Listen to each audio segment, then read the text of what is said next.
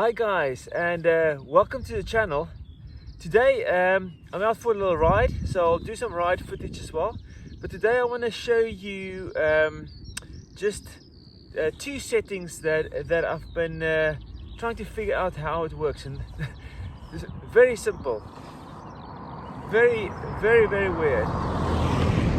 Very weird that you get a car in the middle of nowhere.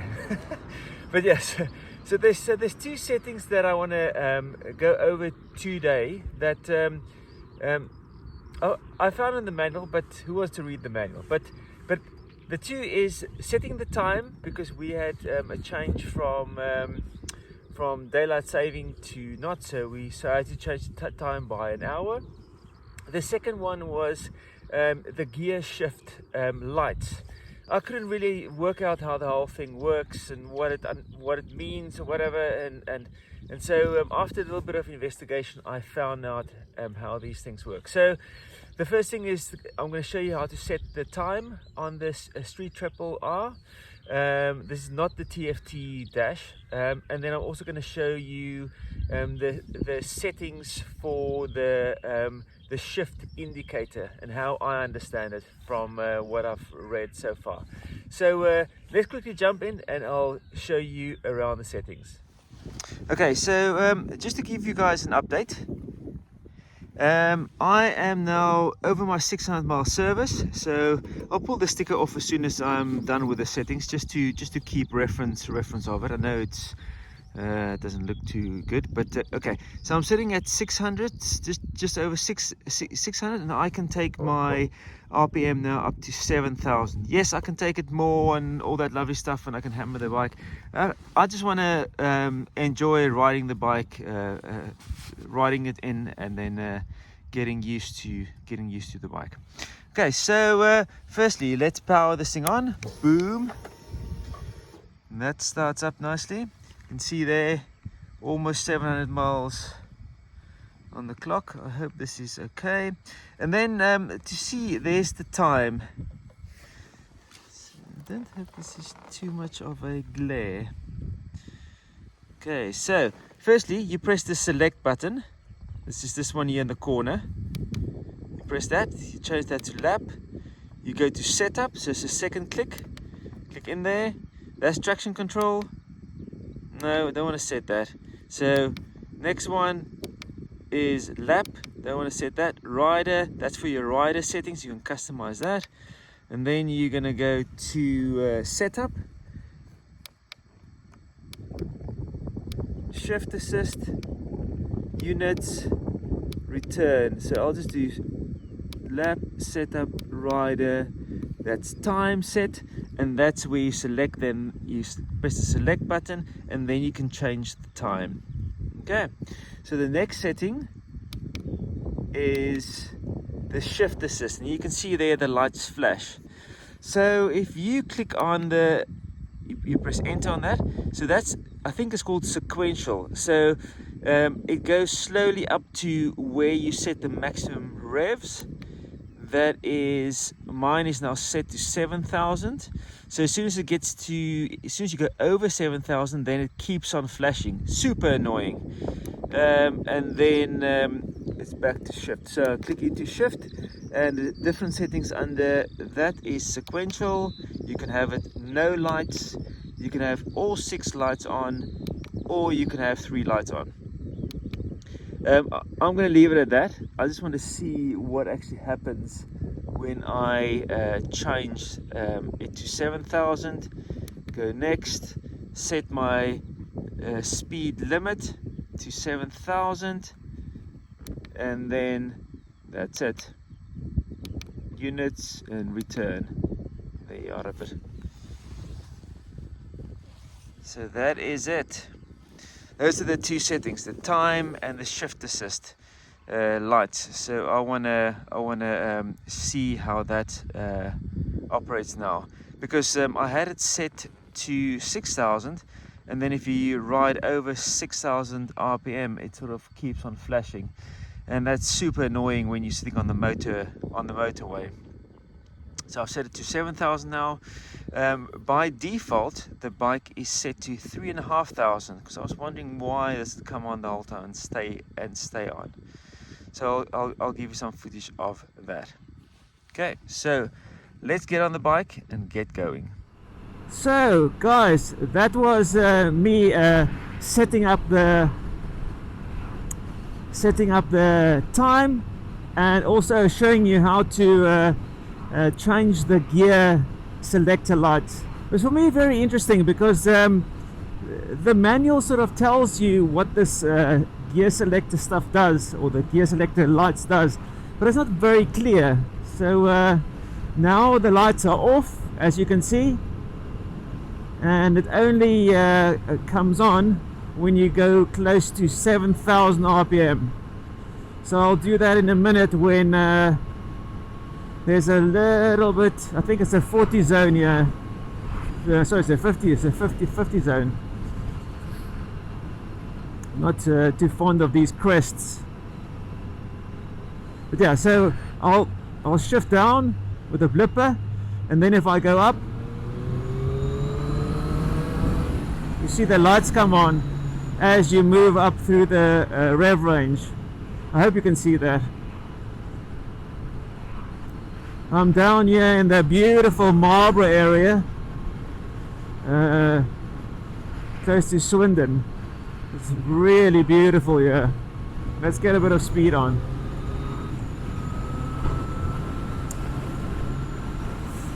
I really enjoy the option to go between the shifting manually with the clutch and then the shifting as well with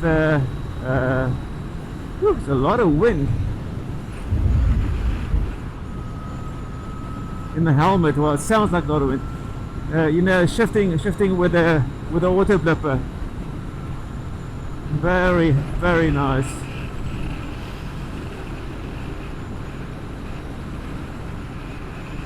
When I left home, it was really nice and sunny, but it's down to here, it's become really misty and quite chilly. So I hope the clouds burn away with a bit of sun. It'd be lovely. But yeah, so now I'm sorted on the shifter. As I said earlier, by default the shifting lights are set to 3,500 RPM, and you then have to shift it or set it to higher as you like it, really. There's a 3 light option, or the 6 light option, or then the sequential one where it moves up as you go higher in the rev range. So mine is set to the, I think, a sequential, so it goes up till it reaches 7,000 RPM. Oh, look at this thing! Nice. So it moves up the rev range, and then it starts flashing constantly when it gets to 7,000 RPM where I set it, because it was quite weird, you know. No, it kept on flashing. I'm like, this is a bit weird. Is it telling me to shift or whatever? But it wasn't. It was just it was set very low from the factory. So I'm happy that I understand that, and I hope it helps someone else as well.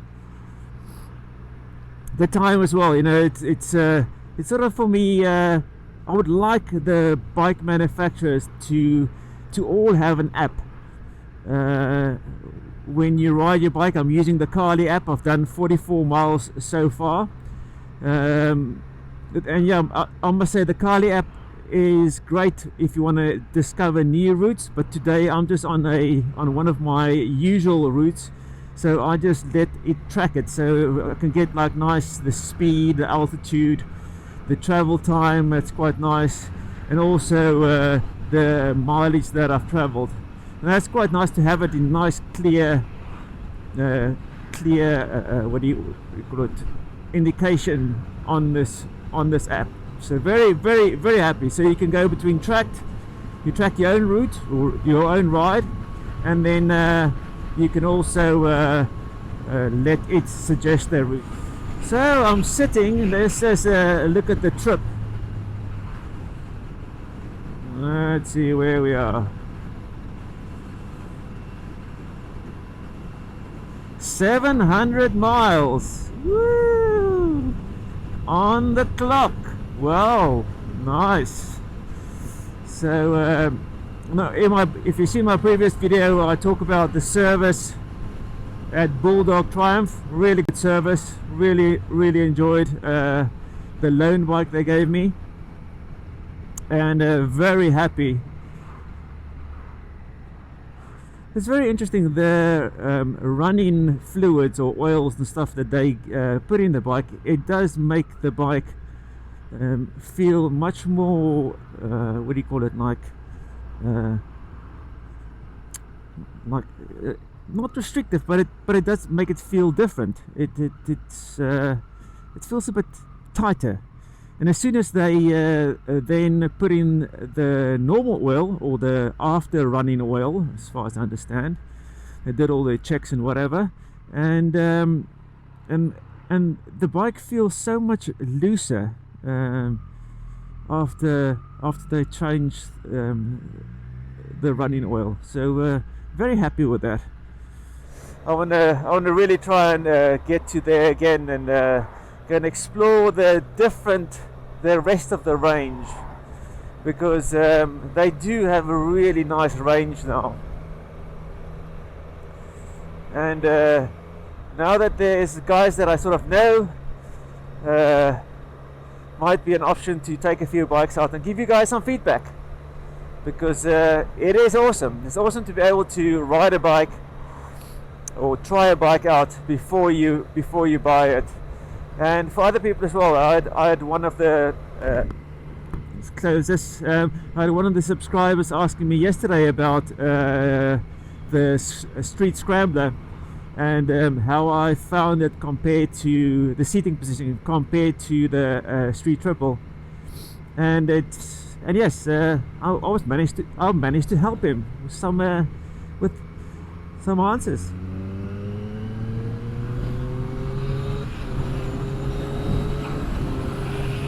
Yeah, boy!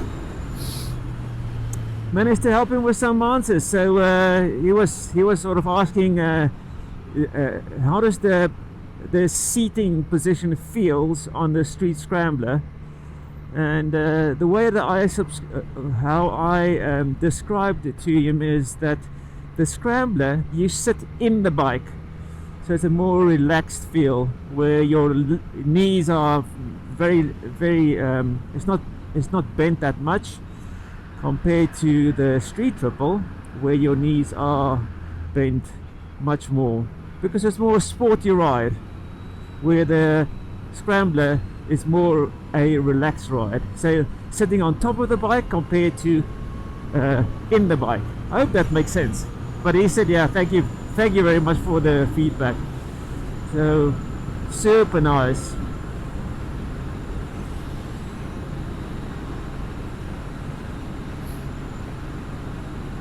This section of the road from Marlborough down to the M4 back to Newbury is such a nice road, especially if you do it early in the morning.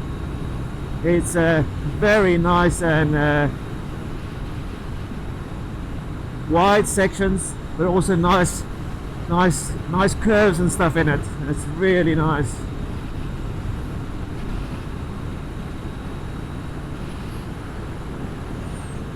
But yeah, guys, I'm super happy with this bike. It's one of those things that is it feels like a well worn in glove. It is very early days, but it's a very nice bike. It's super comfortable. I don't know if you can see, but I've done 48 miles so far, and it is super comfortable, and most of that mileage was on the motorway.